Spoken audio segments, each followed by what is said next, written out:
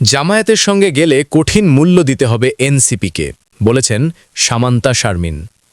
জামায়াতে ইসলামীর সঙ্গে নির্বাচনী জোট কিংবা আসন সমঝোতা নিয়ে স্পষ্ট আপত্তি জানিয়েছেন জাতীয় নাগরিক পার্টির এনসিপি জ্যেষ্ঠ যুগ্ম আহ্বায়ক সামান্তা শারমিন।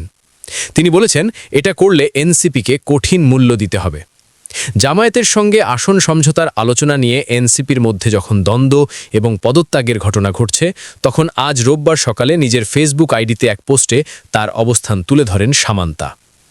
এনসিপির নীতি নির্ধারণী ফোরাম রাজনৈতিক পর্ষদের এই সদস্য বলেন, বাংলাদেশ জামায়াতে ইসলামী নির্ভরযোগ্য মিত্র না। তার রাজনৈতিক অবস্থান বা দর্শন সহ কোনো সহযোগিতা বা সমঝোতায় যাওয়া এনসিপিকে কঠিন মূল্য চুকাতে হবে বলে আমি মনে করি।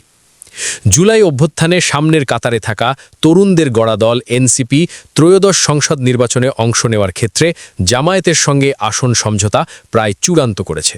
তা নিয়ে আপত্তি তুলে এরই মধ্যে পদত্যাগ করেছেন তাসনিম জারা, তাজনুভা জাবিন ও মীর আরশাদুল হক। এনসিপি ১২৫ আসনের যে প্রার্থী তালিকা ঘোষণা করেছিল, তার মধ্যে এই তিনজনের নামই ছিল।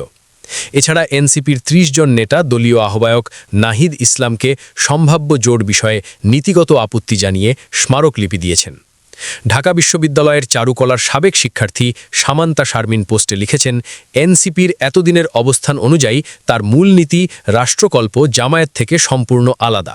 বিচার, সংস্কার ও গণপরিষদ নির্বাচন তথা সেকেন্ড রিপাবলিককে কেন্দ্র করে গড়ে ওঠা দল এনসিপি।